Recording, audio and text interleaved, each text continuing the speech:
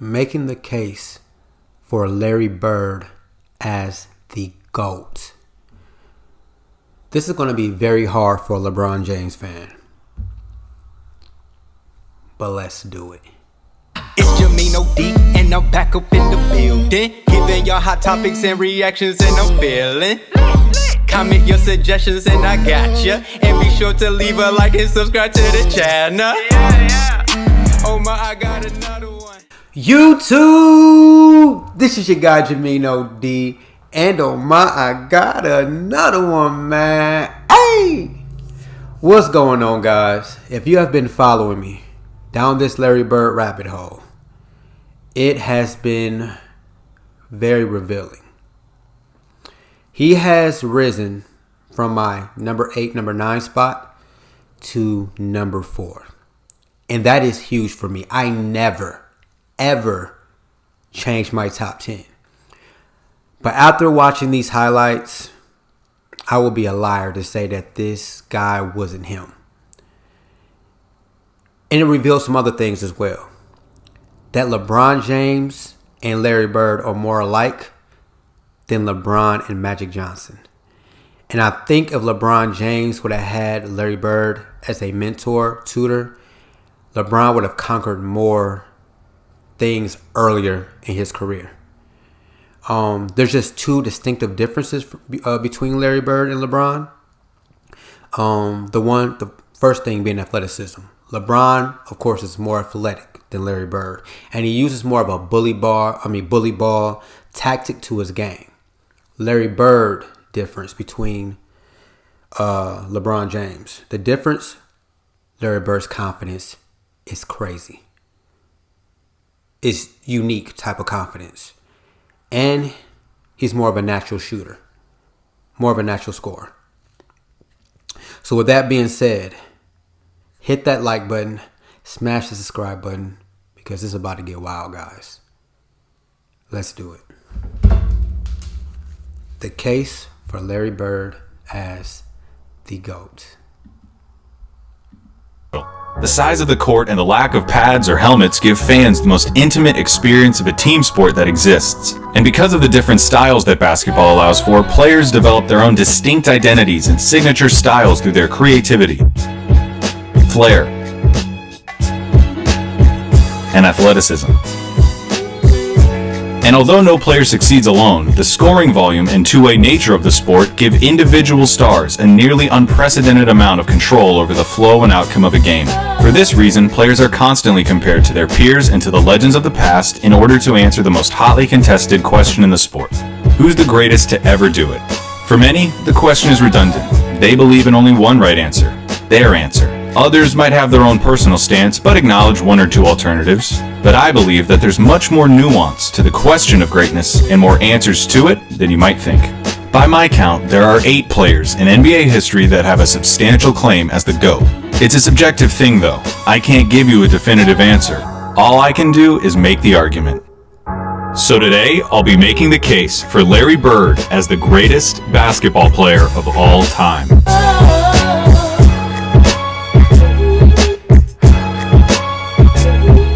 Here we go, guys. I do agree. This basketball, there's 10 players on the court. It's a team sport, guys. So normally, there's different positions on the court. It's really unfair to just have one as the GOAT. But I'm so interested in how he's going to break this down. Let's go.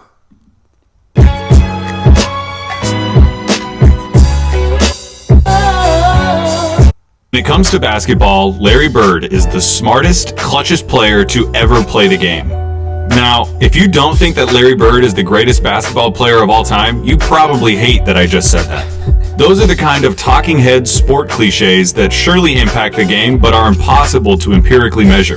Normally, I'd agree with you, but I think that when you talk about Larry Bird, you see those intangibles become real, palpable results. I wouldn't have said it if I didn't believe it.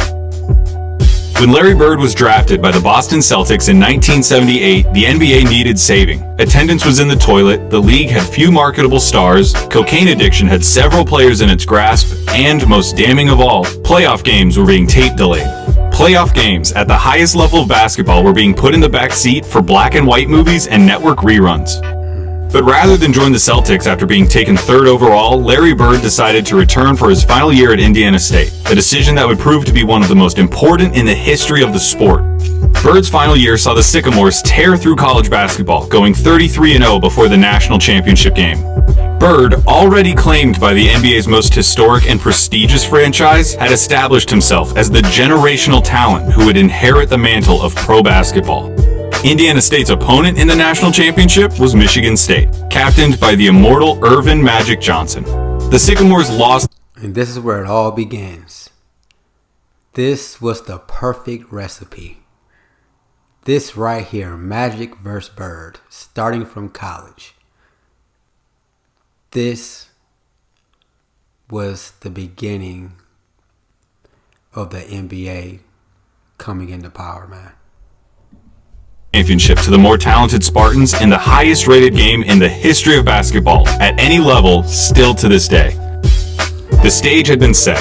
The next decade of basketball would be defined by the rivalry between the white hick from French Lick and his Boston Celtics and the black Magic and his Showtime Lakers. The rivalry between Bird and Johnson is entwined into the fabric of the NBA and is worthy of 100 documentaries. In this video though, we're going to be looking at Bird's claim of supremacy. Here's Bird's basketball resume. His 3 championships.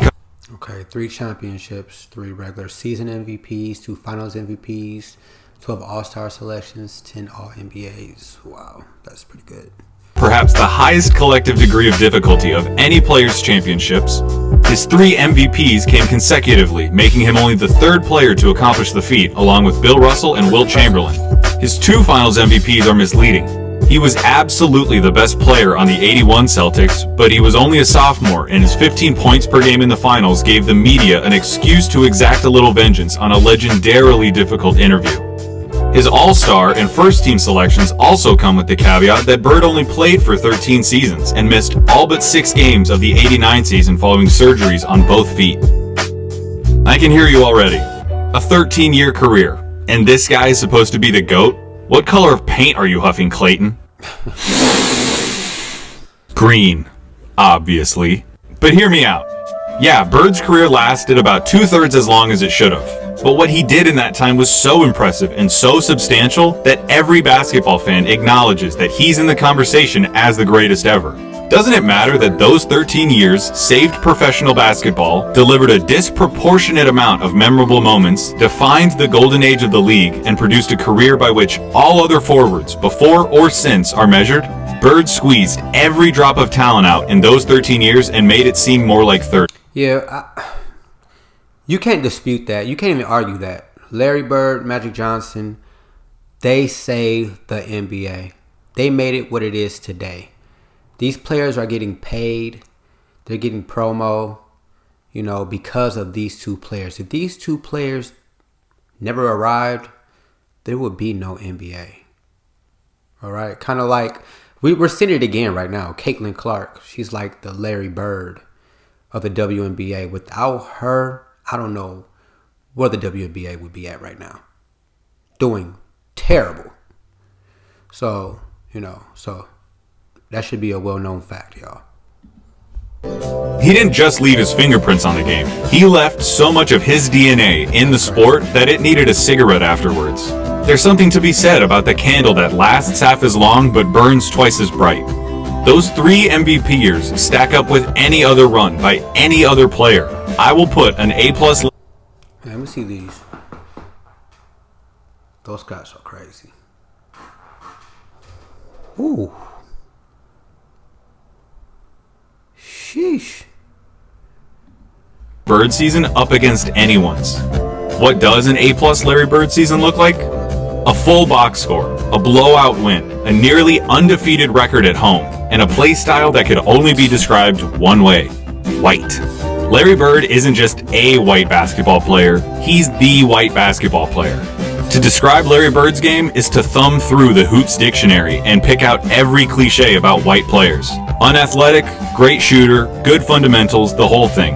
The archetype of a white basketball player is Larry Bird, with one exception. He had an unparalleled understanding of the game of basketball, both as a physical contest and as a mental competition. His basketball IQ infected everything he did and catapulted his career into legend. Bird was a complete player. Jerry West called him nearly as perfect as you can get. He was the league's first great marksman. He could contort his body to shoot from anywhere on the court, regardless of the level of defense. He pioneered the art of the dagger 3 and was the founding member of the 50-40-90 club. At 6'9", Bird's understanding of angles and coordination led to a higher rebounding average than Patrick Ewing. And it made... This is why I say, like, Larry Bird should have got... His props are not high enough. Like, when LeBron came into the league, they compared him to Magic. And that boosts Magic. Believe it or not. Imagine if they would have did the right comparison to Larry Bird. He would have been held at a higher standard with today's athletes, today's kids, in today's time. They would have known so much more about him because LeBron's 6'9", Larry Bird 6'9". High IQs from both players can make difficult passes, not only in the fast breaks, but both of these players can make these tight passes when the defense is set. It's really unfair. They can take over a game with their mind, scoring, rebounding. They're more alike than different. It's just that Larry Bird, to me, and I think it's obvious, is more. He scores easier. He knows how to score easier than LeBron. But LeBron, on the other end, he's more athletic. But let's go. An impressively adept finisher in his younger years. 86, Bird dropped 47 points on the Blazers, playing the majority of the game left-handed. His lack of quick lateral movement meant that Bird didn't do much when it came to slapping the floor and picking up the opposing point guard, but his size and omniscience gave him the ability to body similarly sized players, read defenses like a free safety, and pick off passing lanes with ease. His passing was transcendent, and I'll highlight it later. And of course you need to know that Larry Bird was a tough effort. He had a superhuman motor and dove for loose balls like a beagle at the park. He was a willing participant in his share of fights, often precipitated by his league-renowned trash talk. Lebron told Robert Reed to stay there. He should have stayed in preaching. That was funny. He had 50 points. I was guarding in my rookie year. He looked at me and he goes, "You can't stop me." And I looked at him and I said, "Gosh, boy, you're so confident." He proceeded to score like 10 straight points on me. Coach took me out the game. He walks by and he's laughing at me. He was a basketball genius. He'd be a step ahead, a thought ahead, play the game like a chess game. I'd much rather guard Michael Jordan than Larry Bird because you have to play the game as a thinker when you're playing him. You have to get inside his mind. That is wild. This man just said he would rather guard Michael Jordan than Larry Bird. Because of not only that he can score because of his high IQ. He's killing you with his IQ. He's going to make... And that's why I say he's going to make the right play. And then plus, he can score. So it's hard to deal with that. He's a playmaker. Plus, he can score. He's going to make the right decision. I think it's easier to guard someone who you know is just going to score. That's why when he can fake you out with those fake passes, because he's a willing passer. He passes so good that you have to be aware of both. That's what makes him so dangerous. All of us in a room, Magic, Jordan, myself, and Bird. Bird probably be the guy who walks out of the room at the end of the day. Did you notice something during those testimonies? Those are some of the best basketball players of all. Isaiah Thomas just said that, y'all. He doesn't hold his tongue for anyone. He's probably one of the most honest players, in my opinion. Tells it like it is. He can tell it like it is because he's the only player that has, beaten Magic, beaten Jordan, beaten Bird.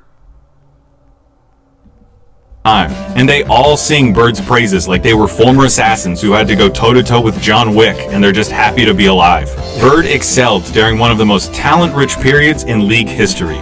The abridged list of his basketball rivals goes like this: Dr. J and Moses Malone on the Philadelphia 76ers, Sidney Moncrief on the Milwaukee Bucks, Isaiah Thomas, Bill Laimbeer and the Bad Boy Pistons, Dominique Wilkins on the Atlanta Hawks, Bernard King on the New York Knicks, Michael Jordan on the Chicago Bulls, Hakeem Olajuwon and Ralph Sampson on the Houston Rockets, and of course, Magic Johnson, James Worthy, and Kareem Abdul-Jabbar on the Los Angeles Lakers. Alright, there's no point... Okay.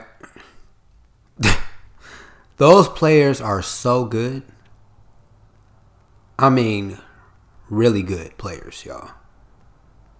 To have dominated those players, do you know how good you had to be? You had to beat these players in different ways. And he was equipped with that. Playmaker, a scorer, can create off the dribble, can pass like crazy, clutch. When you have all these intangibles, man, it's gonna work out more in your favor, because each player has a weakness, and then he's physical. It any longer. We have to look at Magic versus Larry. If you have Magic over Larry, it's because he has 5 rings to Larry's 3, had a peak that lasted about 2 or 3 years longer than Larry's, and had a 2-1 record against Bird Celtics in the finals. Perfectly legitimate, completely respectable arguments. But in the interest of making Bird's case, allow me to retort. For nearly the entire decade of the 1980s, the Eastern Conference was irrefutably the more competitive conference between the two. Considering the competition, for Bird to have made 5 finals appearances is just as impressive as Magic's 9. As for the head-to-head record responsible for Magic's 2 extra titles, he had more help. Seriously, the Celtics' Big 3 and the Lakers' Big 3 get compared all the time historically as if they were of equal caliber, but weren't Magic's accomplices just a step above Bird's? No disrespect at all to Kevin McHale and Robert Parrish, but Kareem was the alpha dog on the 71 Bucks and was the best player for at least 2 of the Lakers' 5 titles. James Worthy was the... Okay, he has a point on there. That is a great point, y'all. That is a great point. Kareem, definitely my top 3, y'all.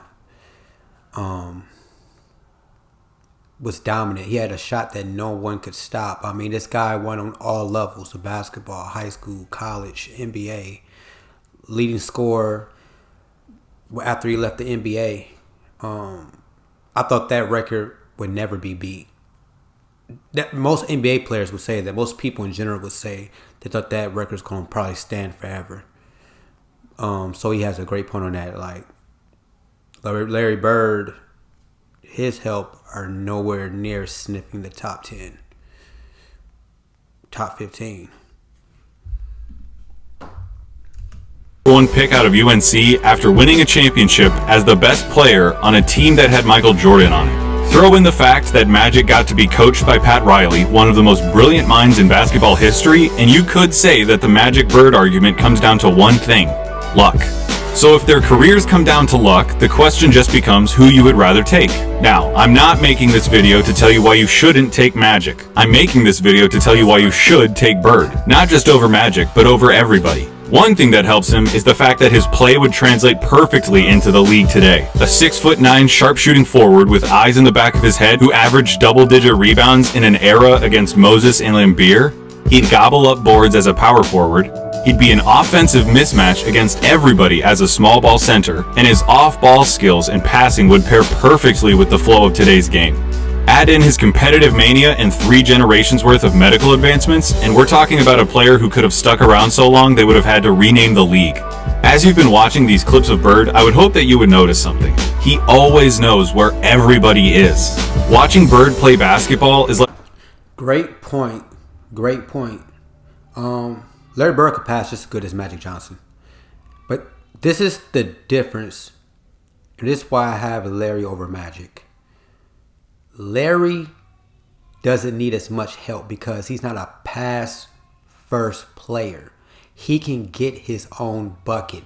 Magic Johnson is going to be, I hate to say it, capped by the players he has around him. If he has players that can't finish, I don't think he does as well.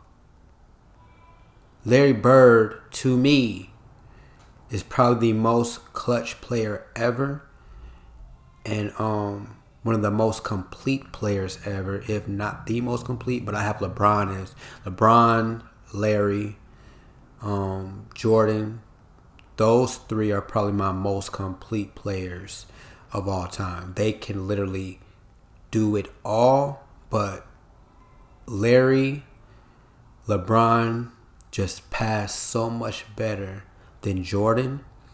Jordan, Larry are more fluent at scoring. It comes easier to them. LeBron, Larry can shoot the three ball better. So those are differences, in LeBron and Jordan are athletic than Larry. Watching those monsters from a quiet place that know where you are if you make any noise at all. Bird had a level of clairvoyance that bordered on the unnatural. In '85, he ended up one steal away from a quadruple double after playing just the first 3 quarters. His passing was famously infectious. If you know basketball, that is an insane stat. Insane. Most people not getting that in 4 quarters, y'all. He almost did it in 3. That's crazy. Helps transform the Celtics of the 80s into an ideal that basketball teams at all levels are still shown tape of. They moved the ball with precision and intent, always looking for better shots and determined to get the entire team involved in the effort. That fact is almost entirely attributable to Bird and his wizardry with the ball. This acumen also helped Bird become the only player with a GOAT claim to transition successfully into other basketball roles after his playing career. In his 3 years as the head coach of the Pacers, Bird won a Coach of the Year award, coached the Pacers to their first and only finals appearance, and... I love when he coached Reggie. That was a time, y'all. That was a time. I think that was so great for Reggie Miller, man. Being a sharp shooter. That was great for Reggie.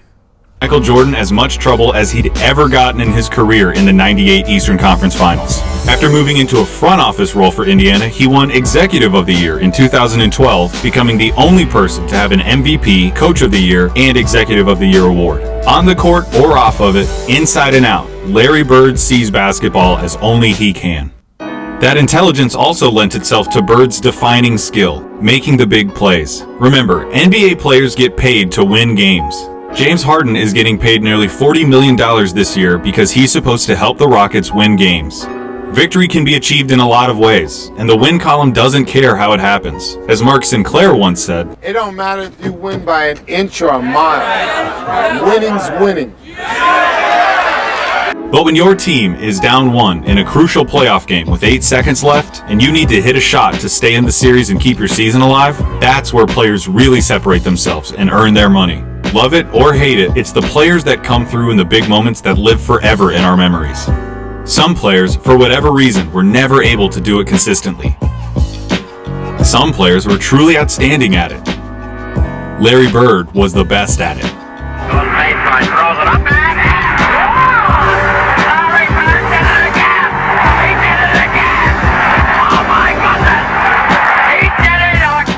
I'm not...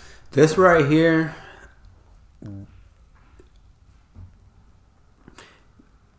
this is what made me, part of the reason why I moved him way up my list. Because to put pressure on yourself and to tell somebody what you're going to do at the most crucial moment of the game. A lot of players, they don't want that ball in that moment. But to talk shit and then back it up, that is a different level of clutch. A very different level. Give you the stats about his field goal shooting under 2 minutes with a score that's this close, or tell you who has the most buzzer beaters, or any of that. Take that for data. I'm just going to show you clutch moments in clutch situations. 1985 against the Blazers. Bird drops 48 points, including this. Down 1 with 2 seconds left. Inbound pass, they're double teaming Bird. Larry, fake, fall away. Hits it! All right! 1985 against the Hawks. Bird sets the Celtics scoring record with 60 points with shots like these. They open the right side. Bird the follow away. He drills it again. That's the best shooting I've ever seen. 1986 against the Rockets. Not all of Bird's clutch moments were singular. The bigger the moment, the bigger his performance. In Game 6 of the 1986 NBA Finals, Bird clinches the championship with a triple-double in what he calls the best game he ever played. 2 seconds on the shot clock. Bird wants a 3 out of it. He gets it. Not everybody cares about quality. Some people just want crap. If that's you, Bespoke Post is not for you. Every month they fill your cart. 1987 against the Washington Bullets. Bird hits one shot to tie it before it's waved off because of a timeout. Hits another shot to tie it up for real. Crowd is standing up. It goes now to Bird. Bird goes up top. And then in double overtime, down one, he does this. It's going to go to Bird. He's got a shot. Get it! Starts off with one leg. One leg, ladies and gentlemen.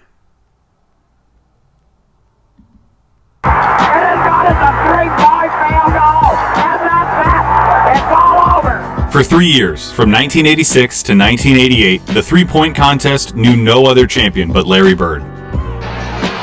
And this is being clutch.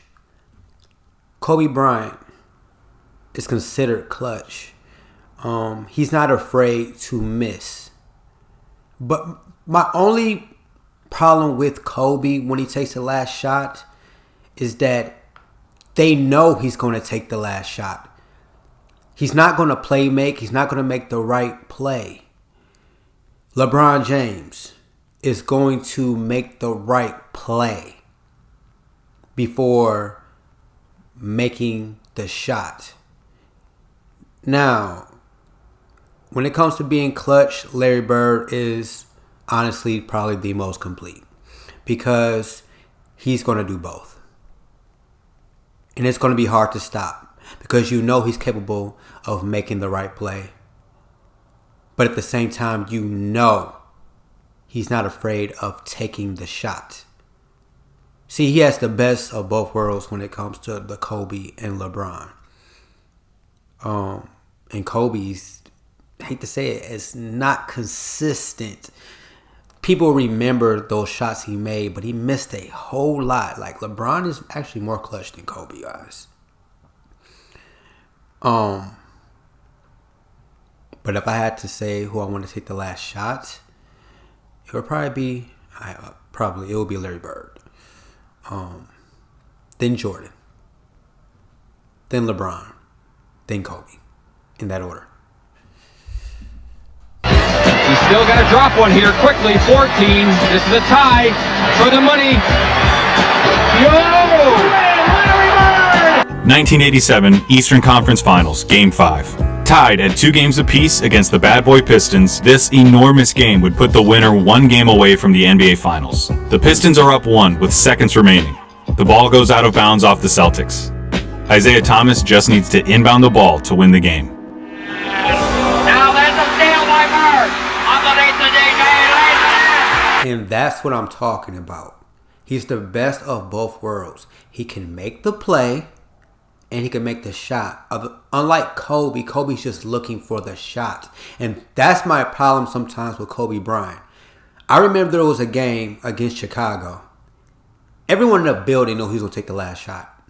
There were 3 other players open. He went for a layup. It got blocked by 3 players. I'm not even joking. 3 different players blocked the shot. You know it's coming. With LeBron James, he's looking to make the best play. I'd rather the best play, believe it or not, before I just know someone's just going to automatically go for the shot. But with Larry Bird, he's the best of both worlds. And unless you're like Michael Jordan, I don't mind Michael Jordan taking that shot.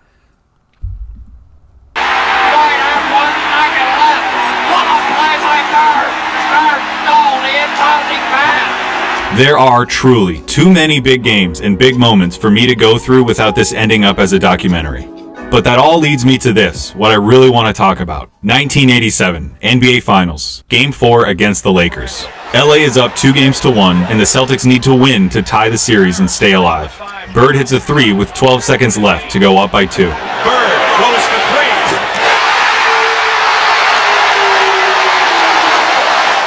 Kareem comes down and gets fouled with 8 seconds left. He makes the first, but misses the second. LA ends up with the ball with 7 seconds left, down 1 point. In the low post, being guarded by Dennis Johnson. Byron Scott is in the ball game now. Magic hits this, the baby skyhook. Magic with a hook shot, scores with 2. 2 seconds left, down 1. Dennis Johnson on the inbound. Bird fires it. What do you think happens? I bet it wasn't that. When I paused the tape and the ball was hanging in the air, you thought it was going in. Bird thought it was going in. Magic thought it was going in. I've seen this game before, and I still think it's going to go in. But it didn't. Pat Riley said it himself. We got lucky. And that, a missed shot in the NBA Finals, is why he's the clutchest. Because after he makes the big plays, has the big games, hits the big shots, time and time again, you expect him to hit every shot. Like, Bird truly had ice in his veins. The definition of the moment was never too big. The definition. I totally agree. To win every game. And in those fleeting moments when he doesn't, when he looks like a mere human, when he looks like everyone else who tries to do what he does, you just can't believe it. That's what Larry Bird did. He made the big plays so often you thought he was going to make them every time. He helped turn basketball into a global phenomenon, paving the way for every Michael Jordan, Kobe Bryant, or LeBron James who comes through our lives. He played basketball in its purest form and captained a team that is consistently ranked among the greatest of all time. He has the second highest win percentage in the history of the NBA, behind Magic by less than 0.5%, about 10 games. He was the complete package, a player with no holes in his game whatsoever. They called him Basketball Jesus. He didn't get that name without doing something extraordinary. He saved basketball. And he did it by playing it better than anyone else. Here's Magic at Bird's retirement in 1993. Larry Bird said that there would be another Larry Bird one day. And Larry, there will never, ever, ever be another Larry Bird. He was absolutely right when he said that. Absolutely right. There are some players that only come once in a lifetime. And those are usually the top 5, top 10 players. You just don't see those players again. I totally agree with Magic on that one. The greatest basketball player ever. Wow. But more important, a friend forever. Did not see that coming. The greatest basketball player of all time, Magic Johnson, is saying that, guys. He said that. And he did dominate in his era. He did save basketball, him and Magic Johnson. They did. Y'all really have them to thank. Without them, we wouldn't have this league. We wouldn't have these superstar players, these Allen Iversons, these Michael Jordans, these Kawhi Leonards, LeBron James, Kobe Bryant. We wouldn't have them.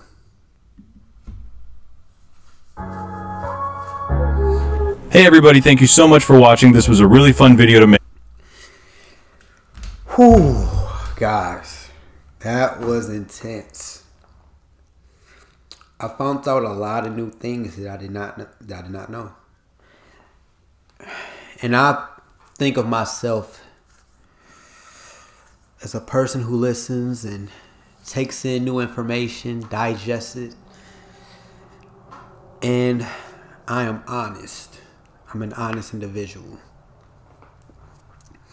Basketball is a game where there's 5 players on each team. We often talk about this sport as an individual sport, and it's not. Just like he said, Larry Bird would have had more championships if it wasn't for Magic Johnson and the talent that he had. He literally had top player of all time on this team. You know, Kareem, and Worthy was a great player, y'all. It's kind of remind me of LeBron James versus the Warriors. You know, it's a lot of talent on that Warriors team. A lot of it comes down to luck too as well. And man, guys, LeBron and Jordan, for me, they're just in a world of their own. And Kareem. But now I'm going to be honest. I'm going to throw Larry Bird in that mix. I can't dispute facts. So, my GOATs of basketball, and they're all going to be on the same level. This tier 1 players are going to be LeBron, Michael, Larry, Kareem. Larry Bird has reached my peak of all-time greatest players. They look up to no one. They only look down. And there's some reasons why I'm going to say that. Larry Bird, 1, great college player. 2, saved the NBA. Saved it. Probably the most complete player. One of the complete players. I still have LeBron. Most clutch player, Larry Bird. Larry Bird. And the biggest reason, Larry Bird could have let this league die, but he played through injury, pain. He had a passion. He could have said, forget this. I'm hurt. I'm not going to deal with this. And for a league, and let's keep it real, of black NBA players to call him the Jesus of basketball, that says a lot, guys. That says a lot. Larry Bird has reached the peak in my mind of the best. I said it, but I'm an honest person. But I want to thank you guys for tuning in. Hit that like button, smash that subscribe button. I have about 3 more Larry Bird reactions coming. I'm going to be doing more other NBA players. I appreciate you guys. I'm about to get up out of here. It's JAMEENOD, boy. It's JAMEENOD, and I'm back up in the building, giving y'all hot topics and reactions, and I'm feeling. Comment your suggestions and I got ya. And be sure to leave a like and subscribe to the channel. Oh my, I got another one. Ooh my, I got another one. So hot I had to cool it some. It's JAMEENOD.